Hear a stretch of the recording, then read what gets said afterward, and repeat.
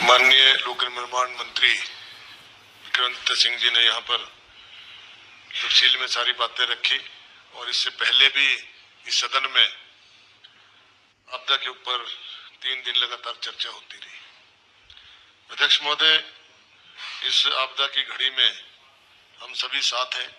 हमारे जो संसदीय मंत्री हैं हर्षवर्धन चौहान जी माननीय, उन्होंने जो यहाँ पर प्रस्ताव रखा उसको हमने भी समर्थन दिया है, क्योंकि इस समय पूरे प्रदेश में बड़े लंबे समय से बारिश हो रही है और वर्षा के कारण पूरे प्रदेश में ही बहुत ज्यादा नुकसान हुआ है। पहले मंडी में नुकसान हुआ, उसके बाद कुल्लू मनाली से चलते चलते चंबा तक, और इसके साथ साथ ही हमारे इलाकों में भी काफी नुकसान हुआ है।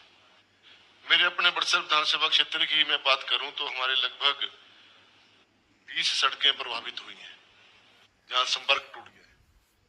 जो बड़ा नुकसान है मंडी में, कुल्लू में, चंबा में, वो सामने दिख रहा है, लेकिन जो हमारे जो जिला हमीरपुर में जो चुनाव वर्षा की वजह से जो नुकसान हुआ है उसमें बड़सर गड़ू लठियाणी मार्ग है। गड़ू के पास वहां पे हर बारिश में भारी लैंडस्लाइड होता है। कई बार हमारे माननीय सत्यपाल जी सत्ती जी भी वहां से गुजरते हैं और अभी हाल ही में वहां पर काफी बड़ा लैंडस्लाइड हुआ था और 1-2 घंटे तक वहां जाम लगा रहा था। उस जो पहाड़ है, उस पहाड़ को गिरने से रोकने के लिए कोई ना कोई कदम उठाए जाने चाहिए साइंटिफिक तरीके से, ताकि बार बार वो ना गिरे। और अभी उसके बाद फिर दोबारा वहां पर भूस्खलन हुआ और एक गाड़ी, 2 गाड़ियां उसकी चपेट में आई, क्योंकि बहुत ही आवागमन का जो एक रास्ता है इसमें भारी भीड़ रहती है। पंजाब से बहुत सारे श्रद्धालु हमारे बाबानाथ नगरी में माथा टेकने के लिए आते हैं। इसी प्रकार से हमारा सिंगवी टू गारा एक सड़क बन रही थी, ये भी तहस नहस हो गई। दंदवी टू खार लिंक रोड है, ये भी आवाजाही के लिए बंद हो गया है। धंगोटा से सुगलानी बाया बल्ली लिंक रोड ये भी बंद हो गया है। समताना टू संगेड़ी इस रोड में भी बहुत सारा नुकसान हुआ है। सुक्कर खट टू बैरी लिंक रोड, इसका तो संपर्क ही टूट गया है। बहुत सारा हिस्सा जो है इसका खड्ड में चला गया है। तो मेरा माननीय पीडब्ल्यूडी मिनिस्टर से भी आग्रह रहेगा कि कृपया करके जो मेरे विधानसभा क्षेत्र में सड़कों का नुकसान हुआ है इसके लिए भी आप कृपया कोई बजट का प्रावधान तुरंत प्रभाव से करने का प्रयास करें। मक्कड़ और अवा गांव में भी हमारे लिंक रोड ये पूरी तरह से तबाह हो गए हैं। सोहारी to Kulhera via Changar road, Barla Tangar link road, और इसी प्रकार से डुगिहार विलेज रोड, जोआ धमाणी खंसरा और Uled link road, Bhota to Samtana via Ropri road, Amberi to Tillu via Sher Hardo road, Butla to Bharat link road village Bhebar link road, Kathiana Godi Tela Budlu link road, Tropka link road, Dhangota to 60वीं via Ghumart Dakhera, Maharal to Baggi via Holat Nohan Jangli road, Maharal to Samela link road Ropa Rajputa to अपर रूपा राजपूता। इसी प्रकार से हमारी जो पानी की जो स्कीमें हैं, उप मुख्यमंत्री महोदय से आग्रह करना चाहूंगा कि जो हमारी पानी की जो स्कीमें हैं पूरे विधानसभा क्षेत्र की, सारी की सारी पानी में डूब गई हैं और उनमें भारी नुकसान हुआ है। 99 विलेज वाटर सप्लाई स्कीम है हमारी, जोड़ियम चतोली भेबड़ स्कीम है, न्यूल टिप्पर कुन्हानी स्कीम है, ग्वालखड़ स्कीम है, ग्वालखड़ टू बड़ा ग्रोह गुरुबन स्कीम है, हरसौर चंबे स्कीम है। ये सारी की सारी स्कीमें इस वक्त जो बंद पड़ी है और इनके बंद पड़ने से लोगों को पानी की व्यवस्था जो नहीं हो पा रही है।